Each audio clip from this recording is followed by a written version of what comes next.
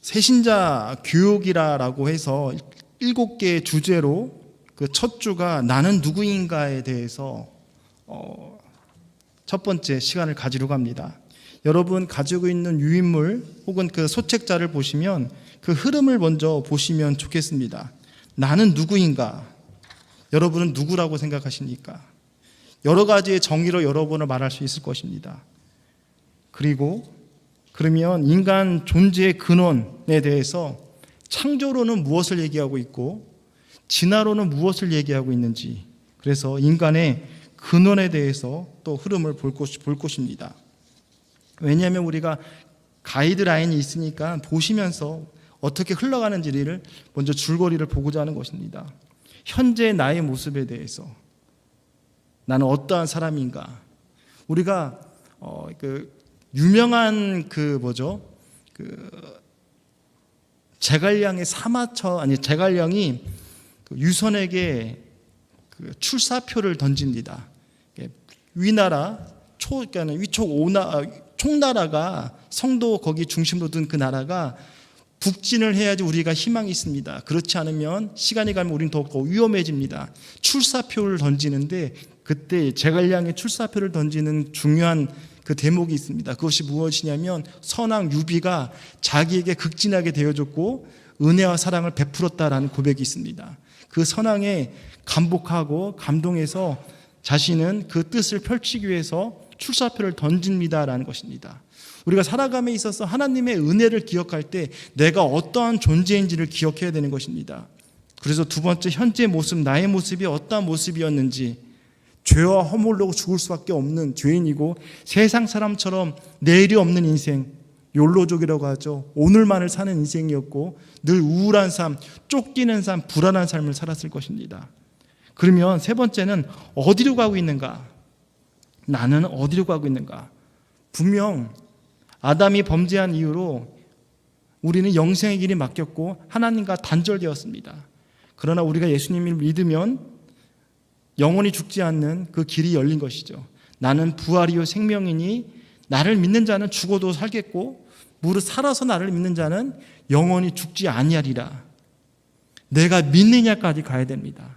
그 사실 여러분 믿으십니까?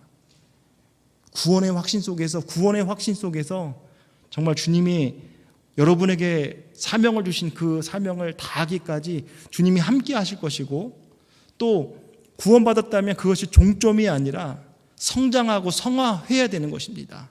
열매를 맺혀야 되는 것입니다. 주님 부르실까지 부끄럼 없이 서야 될 것입니다. 그래서 나는 어디로 가고 있는지에 대해서, 그러면 마지막 어떻게 살아가는지에 대해서 결론을 맺는 것입니다. 그러면 시작하겠습니다. 나는 누구인가?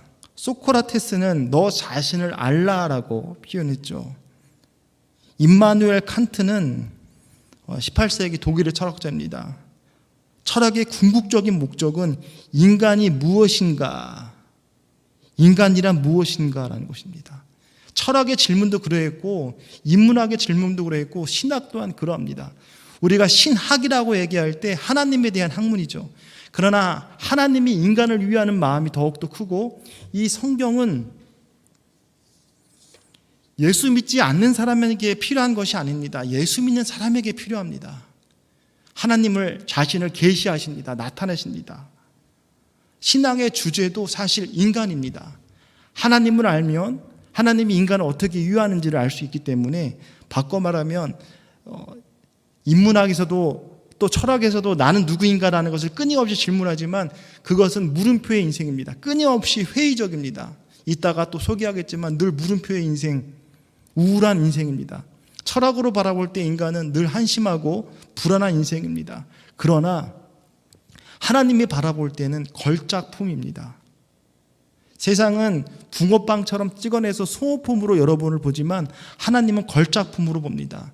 걸작품인 이유는 뭐냐면 그 그림자가 누구냐는 것이죠. 그 작품을 만든 사람이 누구냐는 것이죠.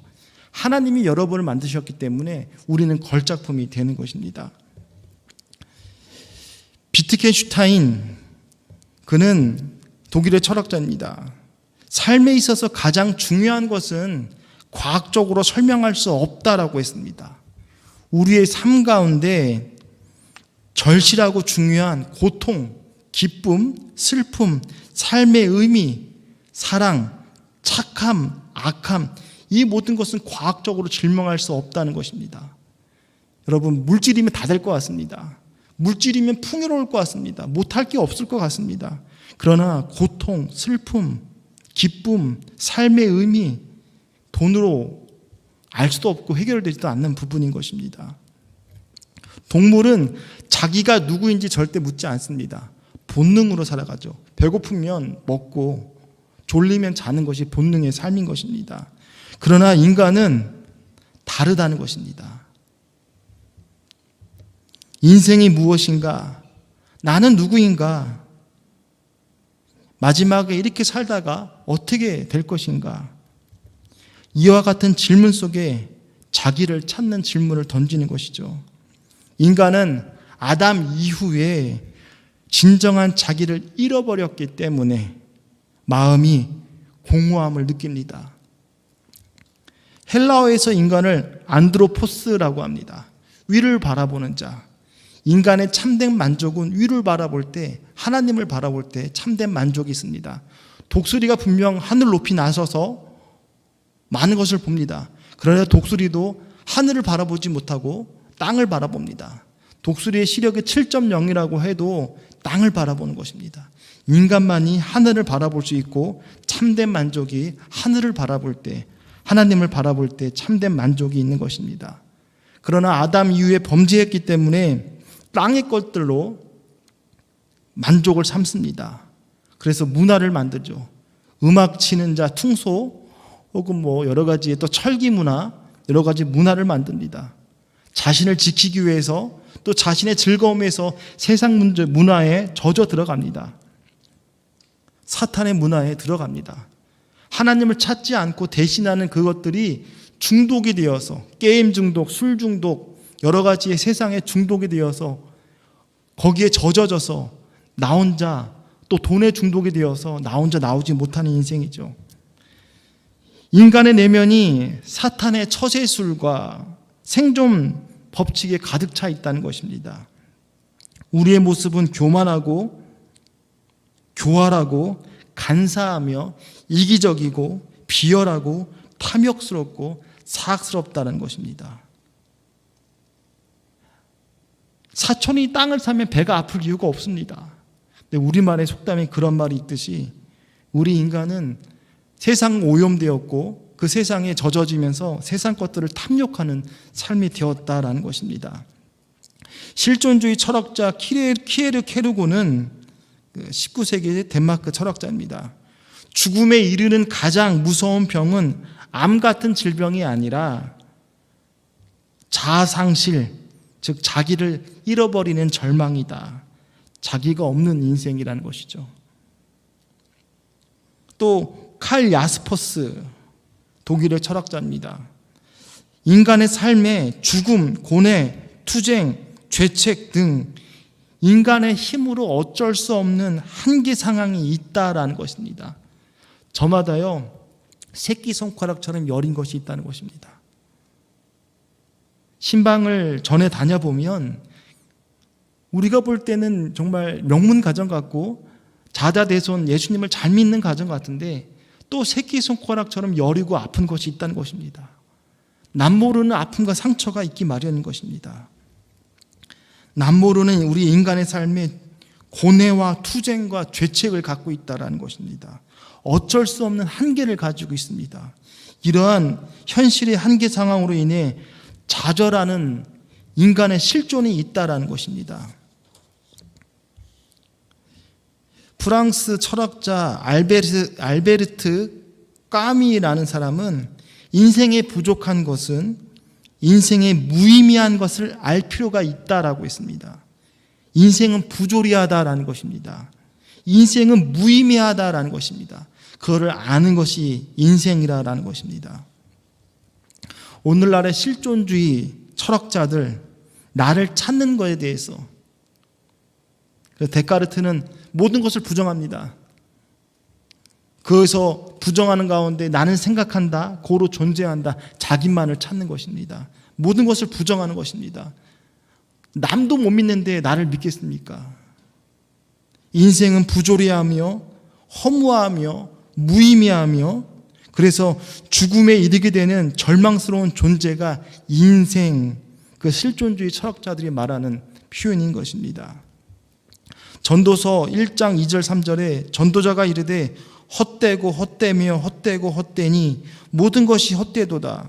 해 아래서 수고하는 모든 수고가 사람에게 무엇이 유익한가? 솔로몬은 왕이었습니다. 남부러울 것이 없었고 지성적인 면에서도 솔로몬만큼 그 지혜로운 왕이 없었습니다. 그러나 그가 이런 인생의 말년에 하나님을 온전히 순종하지 못했고 그 가운데 부인들의 말을 듣고 또 이방 신상을 가득하게 쌓으면서 결국 타락의 인생을 걷게 되죠.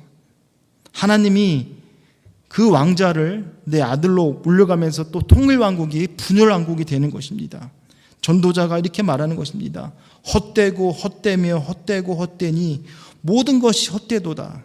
해 아래서의 수고가 모든 수고가 사람에게 무엇이 유익하냐. 성경에서 죄를 말할 때 하마르티아, 관역에서 벗어남을 말합니다. 하나님께 맞춰져 있지 않는 인생, 빗나간 인생, 헛된 것입니다. 뜬 구름 잡는 것입니다. 전도서 2장 23절에 일평생 근심하며 수고하는 것이 슬픔뿐이라. 그의 마음이 밤에도 쉬지 못하나니 이것도 헛되도다. 일평생 근심하며 수고하는 것이 슬픔뿐이라고 전도서 2장 23절에 말합니다. 그의 마음이 밤에도 쉬지 못하고 헛되다라고 말하고 있습니다. 전도자가 발견한 나란 존재도 모두가 헛된 것 밖에 없다라고 말하고 있습니다.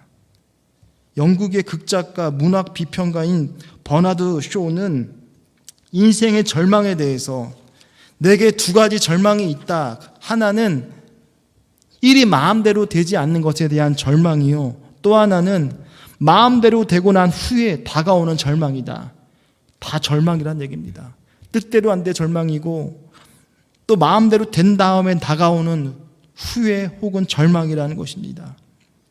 이 말은 인생은 절망적인 존재라고 말하고 정의하는 것입니다. 인간은 처음부터 마지막까지 절망스러운 존재라고 말합니다. 스위스 정신의학자 칼 융은 이렇게 말했습니다. 인생의 중반을 넘긴 환자 대부분이 인생의 최후 수단으로 종교적 인생관을 발견하는 문제에 씨름한다. 정신의학자입니다. 칼 융이라는 사람은 인생의 절반, 만약에 100세를 기준한다면 인생의 50 이상 사신 분들이 또 아픔과 상처를 산전수전, 공중전, 우주전을 겪어보니까 최후의 수단으로 종교적 인생관을 발견한다. 그래서 씨름한다라고 말했습니다. 또한 종교적 인생관을 얻지 못한 사람은 어느 누구도 치유될 수 없다라고 말했습니다. 종교학에서 종교의 근원을 불안함, 두려움에서 시작됐다라고 말합니다. 두렵기 때문에 뭐라도 믿고 뭐라도 비는 것입니다. 근데 칼 융은 기독교 신자입니다. 종교적 인생관을 이야기할 때 기독교 신앙을 말하는 것입니다. 이 사람이 말할 때에는. 프로이드는 똑같은 정신의학자, 이 사람은 무의식을 말하지만 자기가 쌓이지 않고 풀어야 된다고 말하지만 이 사람은 인본적인 사람이라면 칼 융은 그렇게 말하지 않고 종교적 신앙에 대해서 언급한 것입니다. 인간은 자기 존재 이유를 발견할 때까지 의미 없이 방황하며 그로 인해 인생을 상실하게 된다라는 것입니다.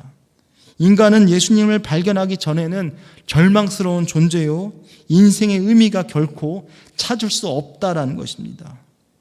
하루하루 분주한 인생을 살아도 지나고 나면 아무것도 남는 것이 없다라는 것입니다. 요한복음 8장 32절에 진리를 알지니 진리가 너희를 자유케 하리라라고 말씀합니다. 요한복음 10장 10절에 내가 온 것은 양으로 생명을 얻게 하고 더 풍성히 얻게 하려 함이다라고 했습니다. 예수님은 우리를 진리 가운데 자유하게 하십니다. 진리는 예수님입니다. 마태복음 11장에도 수고하고 무거운 짐진 자들아 다 내게로 오라. 내가 너희를 쉬게 하리라. 나는 마음이 온유하고 겸손하니 내게 와서 내 멍에를 매라는 것입니다. 예수님의 멍에를 매게 될 때 우리의 짐이 가벼워진다라는 것입니다. 내 짐은 가볍다라고 하십니다. 그래서 진리가 너희를 자유케 한다고 말합니다. 그래서 요한복음 10장 10절에도 양으로 우리로 예수님으로 인해서 생명을 얻고 더 풍성한 삶, 쫓기는 생존하기 위해서 허덕이는 삶이 아니라 생활하는 삶으로 부모 있는 어린아이가 행복한 것처럼 그렇게 고와 같이 내버려두지 아니하신다라는 것을 진리 안에 자유하게 된다는 것을 생각하게 됩니다. 그러면 공과에 나옵니다. 1번 인간 존재의 근원은 나는 어디서부터 왔는가라는 것입니다. 이거는 끊임없이 우리가 질문하는 것이죠. 그래서 창조론과 진화론을 이렇게 두 가지 구분해서 말하고 있습니다. 창조론에 대해서 말씀드립니다.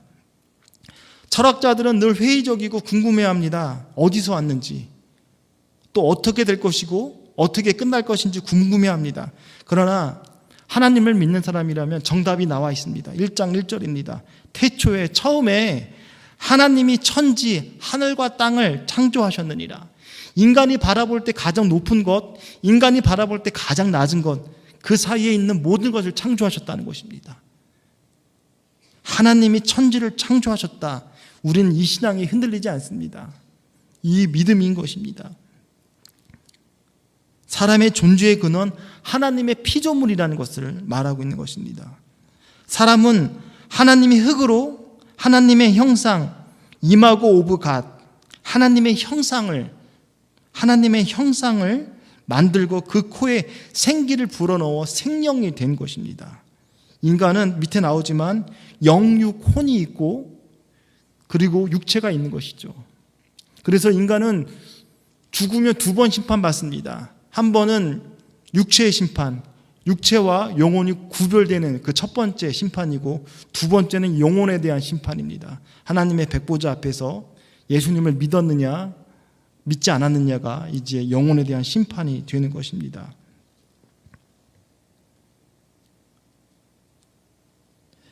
여자는 남자의 갈비뼈를 취하여서 하와를 만들었습니다. 인간은 영, 혼, 몸. 그래서 신학적 용어로 3분설이라 말하기도 하고 2분설, 영혼과 육이다라고 말하기도 하고 혹은 영, 육, 혼을 구분지어서 말하기도 합니다. 그런데 성경에는 다 나와 있습니다. 영과 혼을 구분하기가 애매하다, 어렵다라고 말하는 경우도 있다라는 것이죠. 데살로니가전서 5장 23절에 보면 평강히 하나님이 친히 너희를 온전히 거룩하게 하시고 또 너희의 온 영과 혼과 몸이 우리 주 그리스도께서 강림하실 때까지 흠없이 보존되기를 원하노라라고 말하고 있습니다. 그러면 하나님이 인간을 창조했다면 인간은 분명 목적이 있을 것입니다. 이 마이크를 만들었다면 확성하는 데 그 의미를 두고 생각하고 만든 것입니다. 제가 개인적으로 목이 많이 갈라지고 약하기 때문에 물을 많이 마시려고 합니다. 물병 또한 분명합니다. 이곳에 음료를 담기 위해 목적을 만들었습니다. 그러면 인간의 창조의 목적이 무엇이냐라는 것입니다. 영광을 받으시기 위해서 이사야 43장 7절에 말합니다. 내 이름으로 불러지는 모든 자 곧 내가 내 영광을 위하여 창조한 자를 오게 하라.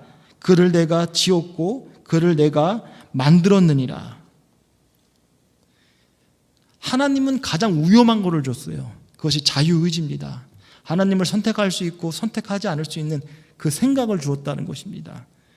왜냐하면 본능으로 로봇처럼 만든 게 아니라 그럼에도 불구하고 하나님을 선택하길 원하고 하나님과 교제하길 원하시기 때문입니다. 하나님은 우리 인간을 그렇게 위험한 자유의지를 주었지만 그 가운데 인간의 목적은 영광을 받으시기 위해서입니다. 또 영광을 나타내기 위해서라고 말하기도 합니다. 또 이사야 43장 21절에 찬양 받으시기 위해서 말씀하셨기도 했습니다. 이 백성은 나를 위하여 내가 지었나니 나를 찬송하게 하려 함이라. 나를 찬송하기 위해서 인간을 만드셨다라고 말합니다. 그리고 중요한 교제하기 위해서. 제가 학부 때 이런 표현을 했다 그랬죠. 기도를 왜 해야 되는 거지? 하나님 나 아시는데 나의 생각도 아시고 나의 머리털까지 다 세신 바 되신 주님, 왜 내가 주님께 기도할 때 무엇을 기도해야 될까요? 라는 것을 고민을 참 많이 했습니다. 학부 1학년 때, 20살 때죠. 명료합니다. 교제입니다. 친교입니다. 하나님과 대화하기 위한 것입니다. 기도는 하나님과 대화입니다. 호흡인 것입니다. 교제하기 위해서입니다. 우리가 하나님을 창조한 이유가 하나님, 여러분이 영혼이 깨끗하고 하나님 말씀 가운데 깨어 있다면 하나님이 분명 말씀하십니다. 감동을 주십니다. 완전 계시이기 때문에 성경을 통해서 확증으로 말씀을 깨닫게 하여 주시고 그것이 무겁게 힘들게 다가옵니다. 물론 가볍게 시원하게도 다가옵니다. 그런데 부담도 응답일 수 있습니다. 어쨌든 인간은 창조의 목적은 그렇게 4가지로 얘기하고 있는 것이죠. 그러면 진화론에 대해서, 에볼루션에 대해서 말씀드리고자 합니다. 이 진화론이 참 어렵습니다. 그러나 분명한 것은 100년여의 시간 속에서 1859년 다윈이 종의 기원에 대해서 책을 썼는데 지금껏 사실인 것을 과학적으로 증명하지 못했습니다. 제가 이것만 찾느냐고 또 1시간 정도 시간을 허비하면서 인터넷에서 다 확인해봐도 분명한 것은 이것입니다. 진화론은 과학적 사실이 아니다라는 것입니다. 객관적인 사실을 증명을 받지 못했습니다. 진화론의 영역을 5가지로 말한다고 합니다. 우주 진화 가설, 화학 진화, 진화 가설, 생물 진화 가설, 인간 진화 가설, 유신 진화 가설이라고 합니다. 차근차근 또 하나의 말씀을 드리겠습니다.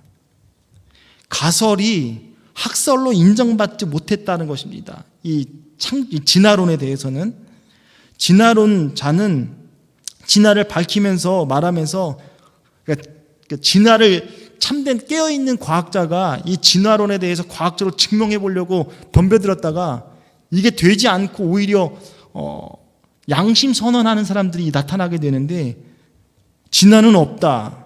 과거에도 일어나지 않았고 현재에도 일어나지 않고 미래에도 일어나지 아니할 것이다 라고 했습니다. 하나님은 사람을 창조할 때에는 하나님의 형상으로 창조했지만 나무, 동물들은 각기 종류대로 창조했습니다. 각기 종류대로. 그러나 진화론은 하나의 무생물체가 무기물이 유기물이 대해서 그것이 진화의 과정을 겪었다라고 하는데 지금은 진화론에 대해서 과학적으로 증명한 게 하나도 없다는 것입니다. 진화론의 과학적 이론이 아니다는 것입니다. 철학적 이론은 될 수 있습니다. 종교적 이론은 될 수 있습니다. 근데 과학이라는 것은 다릅니다. 과학적 이론으로 인정받기 위해서는 객관적이어야 됩니다. 내가 실험에서 옳게 나오면 다른 사람이 실험에서도 그렇게 나와야 됩니다. 객관적이어야 되고 관찰할 수 있어야 되는 것입니다. 그리고 실험을 통하여서 그 가설이 증명한 후에 과학적 사실이라고 말씀할 수 있는 것입니다. 그러나 진화론은 과학적 이론이라고 증거라고 말해 놓는 것이 단 한 가지도 없었다는 것을 말하고 있습니다. 먼저 우주 진화에 대한 것입니다. 빅뱅 현상, 우주의 팽창으로 시작되었다라고 말하는 우주의 진화. 그러나 빅뱅 현상 전에 무기물이 유기물 됐다고 표현할 때도 그렇고 빅뱅 현상 전에 어떠한 일이 있었는지를 발견하지 못하였고 과학적으로 설명이 안 된다는 것입니다. 그리고 지금 또 빅뱅 현상이 일어나지 않고 있다는 것입니다. 두 번째, 화학 진화 가설. 무기물에서 유기물이 나온다는 것입니다. 무기물이 유기물이 된다는 것, 탄소를 배출하고 유기물이 된다는 것, 이것도 과학적으로 가설을 세웠지만 확증하지 못했다는 것입니다. 세 번째, 생물 진화 가설. 이것도 생물 진화 가설도 생명은 생명을 잉태하지 무에서 유를 창조할 수 있는 것은 하나님밖에 없습니다. 근데 이것도 가설로 세웠지만 과학적으로 증명해내지 못했습니다. 무생물이 유생물을 출생할 수 없고 바이러스가 변이된다고 해서 바이러스지 그것이 따르한 변종이 되어서 다른 종으로 변하는 것이 아닙니다. 바이러스는 바이러스입니다. 그러니까는 생물적인 진화가 이루어지지 않는다라는 것입니다. 인간 진화에 대해서도 말합니다. 인간에 대한 진화에 대해서도 증명을 내지 못합니다. 인간은 인간이었습니다. 그것이 변화되어서 인간이 어떠한 손가락이 6개, 7개 나올 수는 있겠죠. 그러나 그거는 불완전하기 때문에 그거는 계속해서 변이는 약하기 때문에 다음에 진화되지 않을 뿐더러 인간에 대한 진화가 오히려 인간의 신이 된다던가 더 뛰어나게 되어서 인간이 극복할 수 있는 무엇인가 있다라고 말하지 않는다라는 것입니다. 결국 인간의 진화도 힘을 얻지 못합니다. 결국 진화론은 진화 가설에 불과합니다. 가설적인 이론을 기대를 걸고 100년 이상 연구를 해왔습니다. 지금도 미국의 그런 교육에서는 창조론과 진화론을 같이 가리킨다고 합니다. 근데 우리나라는 진화론만을 가리킵니다. 그러나 여러분이 여러 군데에서 검색해보면 압니다. 미국의 그 타임즈 유명한 주간 잡지에서도 이 진화론에 대해서 회의적인 말이 그렇게 많고 이거는 100년 넘게 연구해봤지만 객관적인 사실을 인정받은 것이 단 하나도 없다는 것입니다. 유진 진화론을 얘기합니다. 이것은 무엇이냐면 하나님으로 창조했다. 그러나 단세포 생물이 인간이 되기까지 그렇게 변화되었다라고 말을 합니다. 하나님이 힘이 없어서 단세포를 만들어서 인간까지 가게 만드셨겠느냐. 수십억 년이라는 세월 동안 시간과 우연의 힘으로 진화되어서 사람이 되었느냐라는 것입니다. 이것 또한 말이 안 됩니다. 그래서 진화론 또한 말이 안 되는 이론으로 나온 것입니다. 결국 창조론에 대한 이야기가 힘을 얻고 있는 것이고 그리고 하나님에 대한 어떻게 증명할까라는 방법이 참 많습니다. 여러 가지의 방법이 있습니다. 손봉호 교수님이 쓴 글 나는 누구인가라는 책도 있습니다. 저도 한 그 3번 읽어봤는데 학부 때 숙명여대 교수 총장님이 저기도 했고 신존재 증명에 대해서 여러 가지 방법도 합니다. 그러나 무엇보다 하나님 살아계심은 저와 여러분 압니다. 내가 누구였는지를 알기 때문에 그러합니다. 예수님이 살아계시기 때문에 나의 삶이 변한 것을 고백하는 것이죠. 그 사람 경험한 사람, 그 사람을 느낀 사람이 고백할 수 있는 것입니다. 미국에 대해서 많이 알 수 있습니다. 인터넷으로. 그러나 실제 다녀온 사람과 다른 것입니다. 머리로 아는 것과 가슴으로 아는 것은 분명 다릅니다. 인간의 모습입니다. 나의 모습을 말하는 것이죠. 하나님의 형상을 지닌 인간. 그러나 창세기의 사건을 보면 3장에 선악과 사건으로 인하여서 에덴 동산에 쫓겨나게 되고 죽음이 다가오게 됩니다. 그 죽음이 눈앞에 당장 죽은 것은 아니지만 하나님과의 단절이 된 것입니다. 그러나 그래서 죄어되어라 함은 저들이 나를 믿지 않는 거라고 말했습니다. 죄라고 말할 때 폭력이나 사기가 죄가 아니라 물론 그것도 형사상의 죄가 되지만 성경에서 말하는 죄는 죄되어라 함은 저들이 나를 믿지 않는 것을 이야기하는 것입니다. 오리지널 신, 그러니까 아담 때부터 뿌리 깊게 내려오는 불신, 하나님을 믿지 않고 신뢰하지 않는 원죄가 있다는 것입니다. 근데 그 죄를 예수님께서 요한복음 19장 30절에 내가 다 이루었다고, 십자가상에서 다 이루었다라고 말씀하고 있습니다. 그래서 우리가 회복의 길이 열린 것입니다. 오늘 새벽 예배 나오신 분들은 말씀드렸지만 성막에 대해서도 말씀드렸습니다. 그 번제단에서, 번제단 있기 전에 그 짐승의 손을 얹어서 제물에게 죄를 전가시켜서 그 죄의 삭은 사망이기 때문에 죄 대신 죽게 되고 우리의 죄가 사해진 것에 대한 이야기를 했습니다. 희생이 있었다는 것이죠. 그러나 짐승은 불완전하고 늘 갱신해야 되지만 예수님은 단번에 우리의 과거와 현재와 미래의 죄를 짊어지신 대제사장이신 예수님이 십자가에서 죄의 문제를 해결하셨습니다. 그래서 요한복음 1장 12절에 영접하면 그 이름을 믿으면 하나님의 자녀가 되고 그 기업을 받는 것입니다. 그래서 성경에서 말하는 인간에 대해서 말합니다. 하나님의 피조물인 인간, 창조주 아닙니다. 인간은 하나님처럼 될 수 없습니다. 뱀이 유혹하죠. 하나님처럼 될 거라고. 그러나 피조물은 절대 하나님을 이길 수 없습니다. 인간이 힘이 있다 한들 하나님의 약함보다 강하지 않습니다. 피조물입니다. 이것을 잊어버리면 안 됩니다. 루시퍼가 이거를 장난치는 것입니다. 자신도 하나님께 대적했기 때문에 그렇죠. 그리고 성경에서 말하는 인간, 하나님이 기르시는 양이다라고 했습니다. 여호와, 그것이 시편 100편 3절이죠. 여호와가 우리 하나님이신 줄 너희가 알지어다. 그는 우리를 지으신 이요 우리는 그의 것이니 그의 백성이요 그의 기르는 양이로다. 우리는 그의 양입니다. 또 하나님의 말씀을 먹어야 하는 존재입니다. 우리 육신은 음식을 먹어야 됩니다. 그래서 힘을 얻습니다. 우리 영혼은 하나님의 말씀을 먹어야 됩니다. 사람이 살아가는 것이 떡으로만 살 것 아니요 하나님의 입에서 나오는 모든 말씀으로 살아야 한다라고 사탄이 돌이 떡덩이 되라라고 시험할 때 예수님이 물리친 말씀이기도 합니다.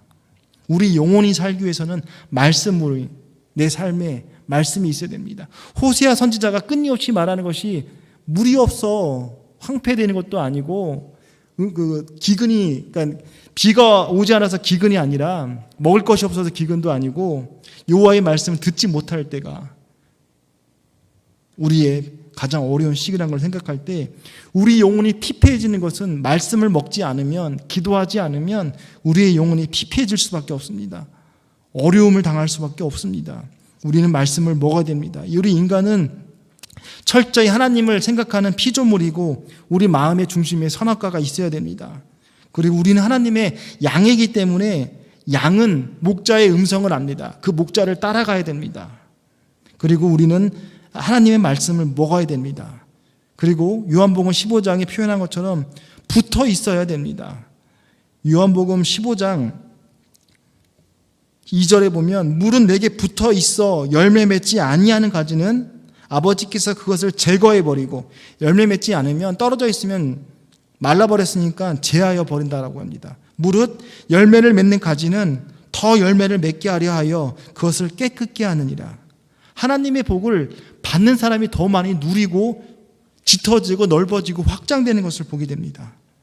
그래서 포도나무의 비유처럼 붙어 있으라는 것입니다. 신앙의 마지막 어려움이 올 때 싸움은 붙어있기 싸움입니다. 세상으로 나갈 거야, 교회에 있을 거야. 이 붙어있기 싸움이 될 것입니다. 그리고 베드로전서 2장 11절의 표현처럼 나그네 인생. 나그네란 얘기는 객입니다. 우리의 본향이 여기가 아니란 얘기입니다. 부르면 떠날 준비를 해야 됩니다. 이스라엘 백성들이 출애굽할 때 10번째 재앙 가운데 장자의 죽음, 그리고 그들이 어떻게 하나님이 부르심에 응답하려고 준비했는지를 기억하면 됩니다. 하나님이 부르면 바로 나갈 준비를 하고 있어야 되는 것입니다. 나그네 인생이라는 것입니다. 고난 가운데 어떻게 보면 이 세상을 정을 떼는 것입니다. 물론 사명을 다할지까지 다 주님의 일들을 담당해야 되지만 우리는 나그네 인생입니다. 100년도 못 살 인생 이 땅의 것으로 눈물 흘리지 마시고 영원한 세계를 바라보십시오. 영생이 있습니다. 그 영생이 나를 힘을 얻게 하는 것입니다. 명절 되면 고향집에 그리운 것처럼 세상의 길이 넓은 길이지만 주님의 길은 좁은 길이지만 그 길이 생명의 길이고 부모님 집이라면 이 땅에 사는 동안 어깨 필 수 있고 참아내는 것입니다. 왜냐하면 고향집이 있습니다. 그래서 성도의 죽음을 하나님께서 귀하게 보시는 것입니다. 그러면 어디로 가는가? 나는 어디로 가는가? 사실 제일 중요한 부분이기도 합니다. 결국 죽음을 향해 가고 있다라고 하는 것입니다. 오타 났습니다. 히브리서 9장 25절이 아니라 27절입니다. 나중에 표기하시기 바랍니다. 9장 27절입니다. 우리 인생은 영원 멸절이 아닙니다. 죽지 않습니다. 죽으면 끝나는 것이 아닙니다. 영국의 천재 물리학자 스티븐 호킹이 그런 말 했죠. 전기 콘센트에서 뽑으면 인간은 똑같다라고, 없어지는 거라고. 근데 영혼은 멸절이 아닙니다. 동양 사상의 환생 그런 거 없습니다. 선행하면, 삶 가운데 선행하면 좋은 걸로 태어나겠지, 인간으로 태어나겠지, 그런 거 없습니다. 죽으면 귀신이 돼서 여기에 이 땅에 돌아다닌다? 없습니다. 성경에 그런 표현이 있죠. 사울 왕이 사무엘을 찾고 싶은데 사무엘이 죽어서 신접한 자를 찾습니다. 사무엘 불러달라고. 신접한 자가 사무엘을 불러올립니다. 그거 사무엘 아닙니다. 죽으면 이 땅의 것과 세상과 구별되는 것입니다. 루시퍼, 그 졸개들 귀신, 그것은 하나님을 대적하는 자이지 인간이 죽어서 이 땅에 떠도는 것, 다시 태어나는 것, 영혼이 멸절되는 것, 그런 거 아닙니다. 육체와 영혼이 분리됩니다. 첫 번째 사망입니다. 육체는 흙으로, 아담이란 뜻은 붉은 흙입니다. 흙은 흙으로, 그러니까는 하간식 할 때 장례식장에서 이제 하간하게 될 때 흙은 흙으로 이제 선고하게 됩니다. 그때 아담은 붉은 흙입니다. 아담은 흙에서 왔습니다. 흙은 흙으로, 아담은 아담으로 돌아갑니다. 영혼은 하나님 앞에, 영혼이 육체가 영혼과 구분이 되었고 우리 영혼은 하나님 앞에 서게 됩니다. 생명의 부활로 서느냐 심판의 부활로 서느냐 차이가 있을 뿐입니다. 다 부활합니다. 심판이냐, 그래서 영벌을 받느냐 영생을 얻느냐는 것입니다. 죽음 후에는 심판이 있다는 것입니다. 죽음이 끝이 아니라는 것입니다. 죽음과 동시에 무로 돌아가지 않습니다. 아리스토텔레스처럼 그런 것은 없습니다. 성경에서 죽음 후에 어떻게 되느냐, 천국과 지옥을 이야기합니다. 아브라함의 우편에 있는 죽은 거지 나사로의 이야기를 알 수 있죠. 근데 부자는 이름도 안 나옵니다. 그것에 대해서 비유라고 얘기한다는 것은 예수님이 분명히 있는데 인간의 언어로 표현하기 위해서 비유로 말씀하시죠. 비유로 말한다는 얘기는 있는 것입니다. 예수님만큼 천국에 대해서 많이 말씀하신 적이 없습니다. 예수님만큼 지옥에 대해서 많이 말씀한 사람이 없습니다. 왜냐하면 예수님은 하나님이시기 때문에 천국을 이야기할 수 있고 지옥을 얘기할 수 있는 것입니다. 마태복음 25장에 가면 그래서 양과 염소를 구분하게 되고 세상 끝날에 대해서 말씀하고 있는 것입니다. 또 윤회설, 불교에서 말한 윤회설 없습니다.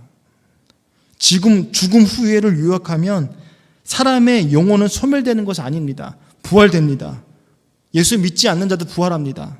그것이 생명의 부활인지 심판의 부활인지 알게 되는 것입니다. 악인의 영혼은 잠자거나 의식 없는 상태가 아닙니다. 두 번의 기회가 제공되지 않습니다. 환생이나 이 땅에 돌아오는 일은 없습니다. 불신자들에게 고통의 끝이나 변화의 가능성은 죽음 후에는 없습니다. 정화도 없고 영원한 형벌만 있을 뿐입니다. 예수님은 악인이 당한 일에 대해서 마태복음 3장 12절에도 꺼지지 않는 불로 심판을 받게 될 것이다. 계시록 14장 11절에는 세세토록 고통받을 것이다. 마태복음 22장 13절에는 바깥 어두운 데에 이를 가게 될 것이다. 슬피 울며 이를 가게 될 것이다. 바깥 어두움에 처하게 될 것이다 라고 말합니다. 계시록 20장 12절부터 15절에 보면 또 내가 보니 죽은 자들이 큰 자나 작은 자나 그 보좌 앞에 서 있는데 책들이 펴 있고 또 다른 책이 펴져 있으니 곧 생명책이라. 죽은 자들이 자기 행위에 따라 책들에 기록된 대로 심판을 받으니 바다가 그 가운데 죽은 자를 내어주고 또 사망과 음부도 그 가운데서 죽은 자를 내어주매 각 사람이 자기 행위대로 심판을 받고 사망과 음부도 불못에 던져지리니 이것이 둘째 사망 곧 불못이라. 둘째 사망이라고 그랬죠. 영혼에 대한 심판입니다.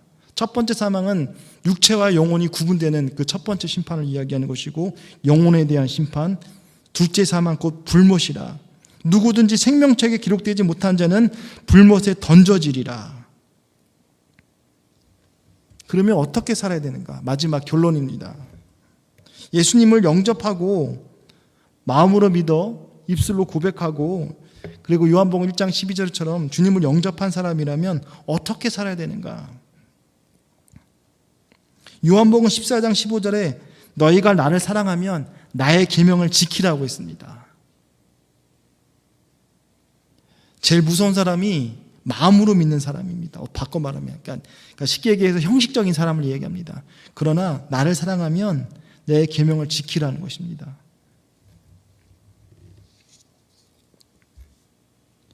그러면 어떻게 살아야 되는가? 기도하는 삶을 살아야 될 것입니다. 성막에 대한 이야기를 하면서 성소에 대한 이야기를 했습니다. 남쪽에 떡상, 북쪽에 남쪽에 촛대, 금촛대, 북쪽에는 그 떡상이라고 했습니다. 떡은 12지파 또 그 예수님 말씀을 상징하기도 합니다. 우리가 번제를 드리고 성막에 들어오면 예수님으로 인해서 말씀으로 샘을 얻고 또 말씀 가지고 성령이, 그러니까 그 금촛대는 기름이 있죠. 그 기름은 성령을 의미하기 때문에 말씀 가지고 성령의 충만한 가운데 분향단, 기도하는 것입니다. 분향단은 기도하는 것입니다. 분향단 바로 앞이 휘장인 것입니다. 예수님이 죽음으로 휘장이 찢긴 것이죠. 그 떡상에 대한 이야기가 또 다윗이 쫓기고 다닐 때 떡상을 먹었다고 했는데 그 안식을 전날에 떡을 내려온 것입니다. 그러니까 들어가서 떡을 먹은 것이 아니라 나온 떡을 먹은 것입니다. 그 진설병을 다윗이 먹은 것은 어쨌든 그 의미를 생각하면, 영적인 의미를 생각하면 떡은 말씀이고 그 금촛대는 기름이, 성령의 인도하신 가운데, 성령의 조명하신 가운데 분향단에서 기도하는 것입니다. 근데 예수님이 십자가상에서 휘장이 찢어졌고 쉬운 소 법궤로 하나님 앞에 나아가는 길이 된 것이죠. 우리의 삶을 기도해야 됩니다. 시험에 들지 않게 기도하라고 겟세마네 동산에서 제자들에게 말한 바 있습니다. 분향단에 기도할 때 피를 뿌립니다. 그리고 뿔이 있습니다. 분향단의 뿔, 권능을 얘기합니다. 기도의 권능, 또 중보하시는 우리 예수님께서 함께 하십니다. 말씀 가운데 성령의 조명하신 가운데 기도하셔야 됩니다. 그리고 은혜의 방편에 대한 이야기할 때 개개인이 하나님께서 부르셨지만 그 부르심의 모임이 있습니다. 에클레시아, 교회입니다. 교회에 대해서 모이기에 힘쓰라, 서로 권면하고 기도하며 하나 되어 사랑하라라고 말씀합니다. 교회에 대해서 말씀하십니다. 세상에 사랑이 식어져가고 부모가 자식이 부모를 돈으로 먹이는 세상이 되었습니다. 마지막 세상에 희망이 있다면 교회가 됩니다. 왜냐하면 교회의 머리가 예수님이기 때문에 그러합니다. 모이기에 힘쓰라, 서로 권면하라, 기도하라, 하나 되라라고 말씀하십니다. 말씀을 정리하고자 합니다. 전도서 12장 13절의 본문이 주제가 되면서 마치는 것이죠. 일의 결국을 다 들었으니 하나님을 경외하고 그 명령을 지킬지어다. 하나님을 경외하랍니다. 두렵고 떨림으로 경외하라고 말씀합니다. 그 명령을 지키라고 말합니다. 제가 말씀 시작할 때 신명기 6장 4절에서 9절을 읽었습니다. 쉐마 이스라엘, 이스라엘아 들으라. 오직 하나님은 한 분이시니 너희가 마음을 다하고 뜻을 다하고 힘을 다하여 주 너의 하나님을 사랑하라고 말합니다. 이 말씀을 강론하는데 앉을 때든지 일어날 때든지 집에 갈 때든지 나갈 때든지 자녀들에게 강론하라는 것입니다. 여러분에게, 자녀들에게 남길 것, 물질을 남기겠습니까? 아닙니다. 오래 못 갑니다. 신앙을 남겨줘야 됩니다. 그도 천국에서 만나야 되지 않겠습니까? 오늘 우리에게 주시는 말씀, 전도서 12장 13절, 인간의 본분, 솔로몬이기 때문에 우리에게 더욱더 힘이 다가옵니다. 그는 최고의 쾌락을 겪은 사람입니다. 또 최고의 허물을 경험한 사람입니다. 그가 한 말이, 인생의 노년에서 쓰는 말이 하나님을 경외하고 그 명령을 지킬지어다. 전도서 12장 14절에는 선악간에 심판한다는 말까지 나옵니다. 우리가 어떻게 살아야 될지 주님 앞에 깊이 묵상하면서 주님 부르실 그날까지 부끄러움 없는 저와 여러분 되었으면 좋겠습니다. 기도하겠습니다. 주님의 은혜와 사랑을 감사합니다. 나는 누구인가에 대한 주제를 가지고 하나님의 말씀을 대언했습니다. 인간이 인간을 바라볼 때는 모순이고 절망이고 우울할 수밖에 없지만 하나님이 인간을 바라볼 때에는 희망이 있음을 기억합니다. 인간이 하나님을 사랑하는 것에 희망이 있는 것이 아니라 하나님이 인간을 사랑하는 것에 희망이 있음을 기억합니다. 그 사랑 변치 않고 잊지 않고 주님께 주의 계명을 지키고 주의 계명을 사랑하고 그 계명을 전하는 자로서 부족함이 없도록 서게 하여 주옵소서. 주님 앞에 만날 때 부족함 없도록 칭찬받는 자로서만 서게 하여 주옵소서. 예수님의 이름으로 기도합니다. 아멘.